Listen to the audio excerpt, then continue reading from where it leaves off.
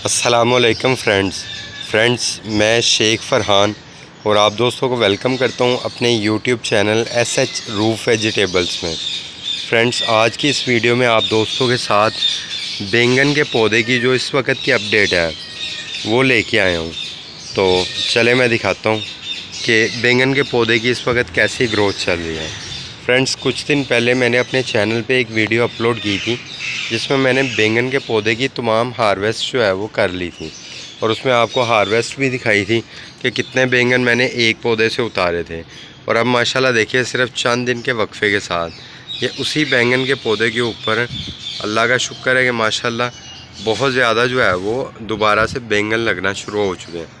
ये देखें, तो ये फ्रेंड्स तकरीबन जो है ये मेरे ख्याल से कोई 12 से 14 दिन के अंदर अंदर जो है ना इसके ऊपर बैंगन भी दोबारा लगना शुरू हो गए हैं और माशाल्लाह इस पर काफ़ी ज़्यादा फूल भी आ रहे हैं। तो आप लोग भी अगर इसी अंदाज में, जिस तरह के मैं आपको समझाता हूँ कि आपने वेजिटेबल वगैरह अपने घर में ग्रो करनी है, तो इसी अंदाज में अगर आप लोग भी वेजिटेबल ग्रो करना शुरू करेंगे तो आप भी देखेंगे कि आपके पास भी माशाल्लाह इसी तरह एक बेहतरीन किस्म की जो है ना वो ग्रोथ आना शुरू होगी और अच्छी हार्वेस्ट करने के लिए ना आपके पास काफ़ी ज़्यादा सब्ज़ियां आना शुरू हो जाएंगी। बैंगन के पौधे के मुतल्लिक लगाना कैसा है, उसको किस तरह जो है वो केयर करना है, तो अपने चैनल पे तो मैं वीडियो बना चुका हूँ, लेकिन उसके बावजूद मुख्तसर सी इस वीडियो में आपको दोबारा बताता हूँ कि मुख्तसर कैसे जो है वो आपने अपने पास बैंगन का पौधा लगाना है। फ्रेंड्स, सबसे पहले आपने एक चीज़ जहन में रखनी है, जब आपने बैंगन का पौधा लगाना है तो आपके पास गमला जितना बड़ा हो उतना अच्छा होगा। अगर आप बड़े गमले में जो है पौधा लगाते हैं सब्ज़ी का, उसके ऊपर माशाल्लाह सब्ज़ी काफ़ी ज़्यादा लगने के चांसेस होते हैं और काफ़ी बड़े साइज़ का जो है ना फल उसके ऊपर लगता है। सेकंड, आपने ध्यान रखना है कि मिट्टी जो है ना वो बहुत अच्छी जो है ना वो नरम मिट्टी होनी चाहिए, क्योंकि अगर नरम मिट्टी होगी तो ही जो है ना आपके पास अच्छा जो है ना ग्रोथ करेगा पौधा, उसकी जड़ें जो है ज़्यादा बेहतर अंदाज में जो है फैलना शुरू हो जाएंगी।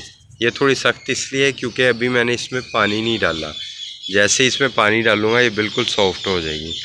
थर्ड जो चीज़ आपने जहन में रखनी है वो ये कि आपने किसी अच्छी किस्म का जो है वो बीज अपने पास लगाना है। जितना अच्छा बीज होगा उसके ऊपर उतना अच्छा जो है वो फल लगेगा और उतना ज़्यादा फल लगेगा।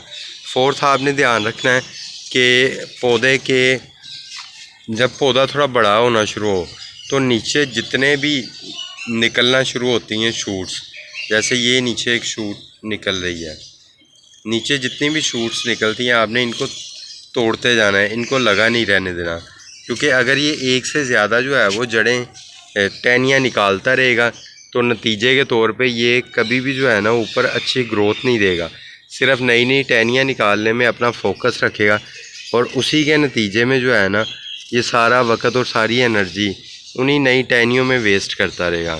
तो इसलिए आपने इस चीज़ को भी लाजमी जहन में रखना है। ये सिर्फ बैंगन के पौधे के लिए नहीं, ये तमाम किस्म के पौधों के लिए जो है ना सब्ज़ी वाले ख़ास तौर पे इस चीज़ को आपने जहन में रखना है। नेक्स्ट, आपने ये ध्यान रखना है कि आपने सब्ज़ी वाले पौधों को हर 10 से 12-15 दिन के अंदर अंदर लाजमी जो है वो गोडी करके खाद देनी है। और खाद किस तरह देनी है उसका तरीक़ाकार मैंने अपने चैनल के ऊपर जो है अपलोड किया हुआ है। अगर आप उस तरीके से चैनल से वीडियो देख के खाद डालेंगे तो आप देखेंगे उसका माशाल्लाह बहुत अच्छा रिज़ल्ट आपको मिलेगा। और कौन सी खाद यूज़ करनी है वो भी मैंने अपने चैनल पे अपलोड की हुई है वीडियो, उसके मुतल्लिक भी सबसे बेस्ट खाद के, सबसे बेस्ट फर्टिलाइज़र के नाम से जो है वीडियो है, आप उसको भी लाजमी देखिएगा जाके। नेक्स्ट फ्रेंड, आपने इस चीज़ को ज़हन में रखना है कि जब आपके पास सब्ज़ी वाले पौधे या बैंगन के पौधे के ऊपर फूल लगना शुरू हो तो आपने इनको बहुत ज़्यादा पानी नहीं देना। बाज़ औक़ात होता है कि हम लोग जो है फूल देख के बहुत ज़्यादा पानी देना शुरू कर देते हैं कि शायद इससे जो है वो फूलों की ग्रोथ बहुत अच्छी होगी, बल्कि इससे ग्रोथ अच्छी नहीं होती, उल्टा इससे फूल जड़ना शुरू हो जाते हैं। तो आपने बहुत ज़्यादा पानी नहीं देना, पानी आपने बिल्कुल मुनासिब अंदाज में देना है। नेक्स्ट, आपने इस चीज़ को ज़हन में रखना है, जैसे ये देखें ये फूल निकला हुआ है, इसके साथ से एक ये नई निकल रही है टहनी, आपने इसको लाजमी तौर पे जो है ना इसको तोड़ना है। इसको शक्कर कहते हैं।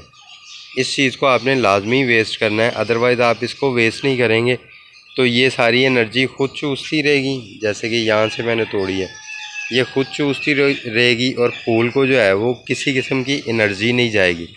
नतीजे के तौर पे जो है फूल मुरझा के गिरना शुरू हो जाएंगे।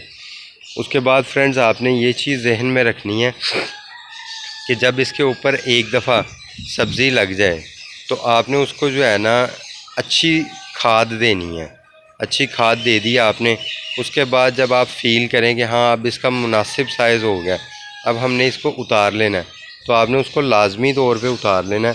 क्योंकि जब तक आप उसको उतारेंगे नहीं ना, उसके ऊपर नई जो है वो ग्रोथ नहीं आना शुरू होगी। अगर आप इसी सब्ज़ी को लगा रहने देंगे तो एक ख़ास साइज़ के बाद ये सब्ज़ी जो है वो वहीं पे पकना शुरू हो जाएगी और इसके बीज जो है वो पकना शुरू हो जाएंगे, लेकिन मज़ीद जो है इसकी ग्रोथ नहीं होगी, ज़्यादा बड़ा साइज़ नहीं होगा। तो इसलिए आपने इस चीज़ को ज़हन में रखना है।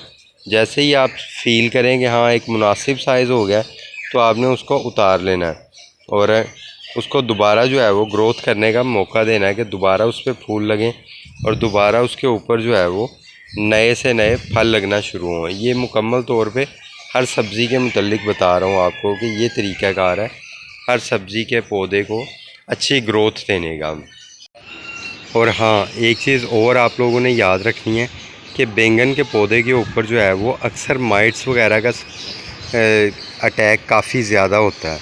तो उसके लिए आपने क्या करना है कि अगर तो हो सके तो आपने नीम ऑयल लेके 1 चम्मच नीम ऑयल 1.5 लीटर पानी वाली बोतल में डाल के उसके अंदर 2 चम्मच किसी भी कह लें कि शैम्पू वगैरह या किसी भी डिश वाशर जो लिक्विड होता है उसके डाल के, तो आपने उसके अंदर 1.5 लीटर पानी डाल के अच्छी तरह मिक्स करने के बाद उसका बड़ी अच्छी तरह स्प्रे कर देना है पौधे के पत्तों के ऊपर। तो इंशाल्लाह जब आप स्प्रे करेंगे तो आप देखेंगे कि पौधा बिल्कुल इस तरह एक भी उसके ऊपर माइट जो है वो मौजूद नहीं होगा और मुकम्मल तौर पे जो है वो माइट किलर है जो स्प्रे आपको बताया है। हाँ, हम लोग बाज़ार से जो है मेडिसिन वगैरह ला सकते हैं, जो जहरीले स्प्रे होते हैं वो ला के कर सकते हैं, लेकिन आपको पता है कि अगर हम लोगों ने अपने घर में मेहनत करनी है और फिर भी हम लोगों ने जहरीली सब्ज़ियां ही खानी हैं तो फिर फ़ायदा कोई नहीं इतनी मेहनत करने का। जहरीली सब्ज़ियां तो बाज़ार से भी मिल जाती हैं। तो फ्रेंड, इस तरह जैसे आपको समझाया आप इस तरह स्प्रे करके अपने पौधे के ऊपर हर किस्म के, ये किसी भी किस्म के कीड़े मकोड़े, इंसेक्ट्स वगैरह, सुंडियाँ, लार्वा, हर किस्म की जो है ना वो कह लें कि इंसेक्ट से बचाता है ये स्प्रे। तो आपने ये भी स्प्रे अपनी सब्ज़ियों पे लाजमी 15 से 20 दिन बाद लाजमी एक दफ़ा करना है। अगर आपके पास ये नीम ऑयल ना हो सके तो आप सिर्फ नीम के पत्तों को अच्छी तरह पानी में बॉयल करके बाकी सारा प्रोसेस उसी तरह करना है। आप उसका स्प्रे भी कर सकते हैं, वो भी उतना ही इफ़ेक्टिव होगा इंशाल्लाह। फ्रेंड, अगर आपको मेरी ये वीडियो अच्छी लगी है तो इसे लाजमी लाइक कीजिएगा और साथ मौजूद बेल के आइकन को भी लाजमी प्रेस कर लीजिएगा सब्सक्राइब करके चैनल को, क्योंकि मैं इस चैनल के ऊपर सब्ज़ियों के पौधों से मुतल्लिक मुकम्मल इन्फॉर्मेशन, उन्हें लगाने का तरीका, किस तरह उन्हें गमलों के अंदर ग्रो करना है, किस तरह उनसे अच्छी जो है वो हार्वेस्ट लेनी है, सारी इन्फॉर्मेशन आप दोस्तों को इस चैनल के ऊपर दिया करूँगा। तो उम्मीद करता हूँ कि आप सब्सक्राइब कर लेंगे। शुक्रिया। अल्लाह हाफिज़।